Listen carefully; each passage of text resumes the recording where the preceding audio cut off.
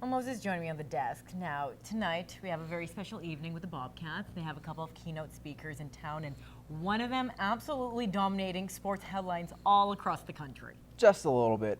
Only a guy named Brian Burke, that's all. You know, when you think of Brian Burke, you automatically think, general manager, a guy who's in charge. But with the Calgary Flames, they were so high on Burke, they wanted to bring him in, so they created a new position for him as president of hockey operations. This job allows a guy of my seniority to do less of the grunt work, the day-to-day stuff, but still be involved. Burke's last executive job was with the Toronto Maple Leafs, where he was the general manager. So, is there any reason for current Flames GM Jay Feaster to be nervous? Well, according to Feaster himself, the decision to hire Burke is welcomed by all. And I talked to John this morning, and I know that John welcomes the opportunity to work with Brian. We all, in our hockey operations department, we all have a great deal of respect for what Brian has done in the game. Well, Burke again is also at the sports interview of champions as well for the Bobcats. So we'll make sure we will get there for that. Let's move on. Lloydminster sports fans, get ready as a new sports talk show will be hitting the airwaves. Lloyd FM's Brandon Bosler and, of course, My Gloves Are Off co-host Greg Buchanan will be at Boston Pizza every Monday night for the BP's Monday Night Sports Show. Both say they're excited to get things up and running. We thought, what a great idea. Lloydminster's never had a sports radio talk show, and we feel like it's a great opportunity to focus on national sports and local sports and have a lot of fun doing it. You hear a lot of the different sports shows that you can pick up in your radio dial from Saskatoon and Edmonton, and I think we're going to have a unique local brand to it. And Brandon's unique and I'm unique. The combination should be unique. It's all unique, I guess. Well, the show will have local media, athletes, show regulars like Scott Hartnell, not to mention a duo that will sure have some good banter.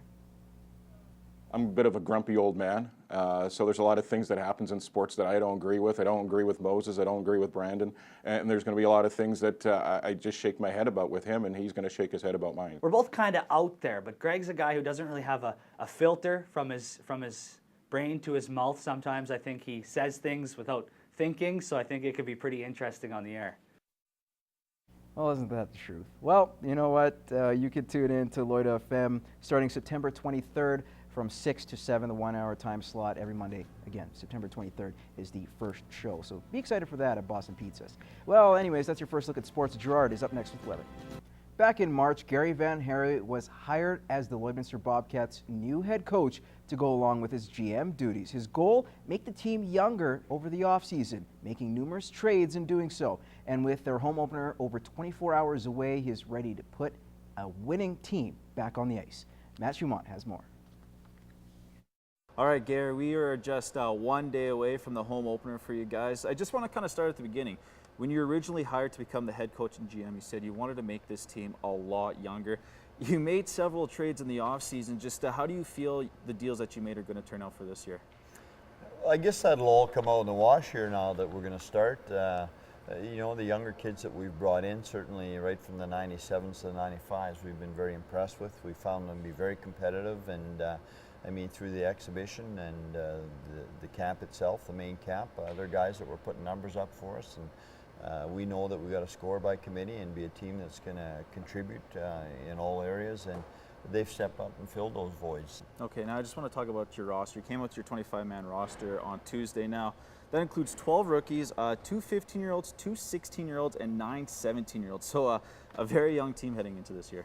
Yeah, they are, and in relation to 15-year-olds, they both turned 16 before the end of the year, and the 16-year-olds turned 17. So we will end up with 2 16-year-olds, 2 17-year-olds, and then a real good crop of 1995 18-year-old players that, yeah, we are younger, a lot younger, but like I said, I think we've got the right ingredients to put together the team. I think we've got the right leaders in the returning veteran players that have accepted the young guys coming in. They'll work with them and help develop them and provide leadership, and I think in the end result you will see a competitive team that's going to move forward. Okay, now what are going to be some of the strengths for the 2013-14 edition of the Bobcats?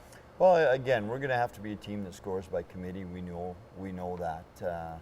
We're not going to have the 50 and 60 goal scorers that some teams might have the luxury of having one or two of those guys, but certainly we will have guys that we project can score 30 goals and 20 goals and a real good handful of 10 and 15 goal scorers, and if that all happens and everybody develops the way they're capable, then certainly scoring will be able to score and compete in that area, but it's going to have to be done by committee. We can't lean on any one line or any one individual.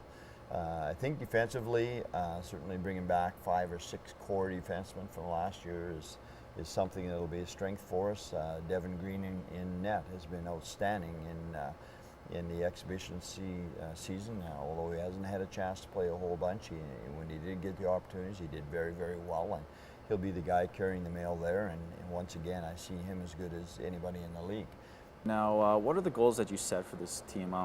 Last year you guys missed the playoffs, but with the guys that you got this year, is this the team that can get back into the postseason?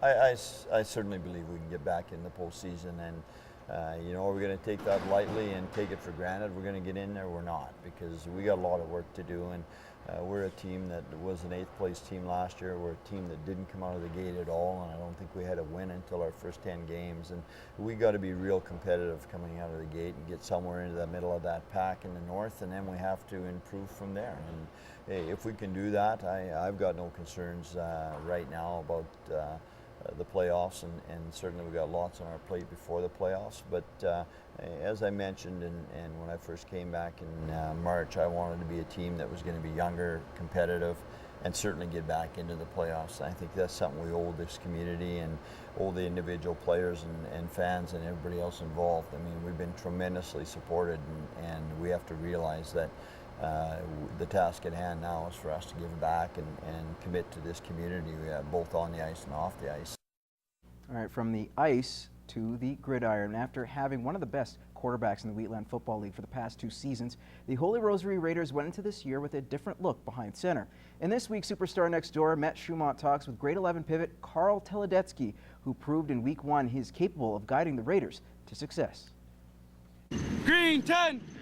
Green 10, set, hut! Growing up as a kid, Karl Teledetski was always a soccer player, but as time went on, he was encouraged by a couple friends to try playing football. Had a couple buddies in elementary that played Pee Wee football, and thought I'd jump in since I played soccer and stuff. I got pretty quick, so thought I'd play a little football, and led me up to now, and it's been pretty good so far. Now, after trying it out for the first time, Karl didn't really know what position was for him, and with a little help from his coach, he was motivated to play quarterback. I never actually seen it. I had a coach in Pee Wee that told me to try her out, and since then, went to camps and got help from other coaches with experience and got a starting job here, so it's nice. Heading to his first year as the starter for the Raiders, Karl says he was confident after watching former quarterback Colton Hippie for the past 2 seasons. It was really nice having him to start up and look up to, so hope to keep it going in his shoes. So he's there. He's right where he needs to be. He was a starter on the midget team, and so we got 5 or 6 games in there. He got some solid reps last year when we needed him, and he threw a touchdown last year, and his first pass attempt in grade 10 was a touchdown. He didn't get a whole bunch of minutes last year. He's a veteran guy in the team, and he's taken the leadership role in stride. As for what Karl wants to accomplish this year, the obvious one is to win a Wheatland Football League championship, but he has also set some individual goals out for himself. Make sure I get my passing game down, put quite a few yards up there this year, and even have my reading ability so I can really observe the field and stuff like that. Matt Schumont, Newcap Sports.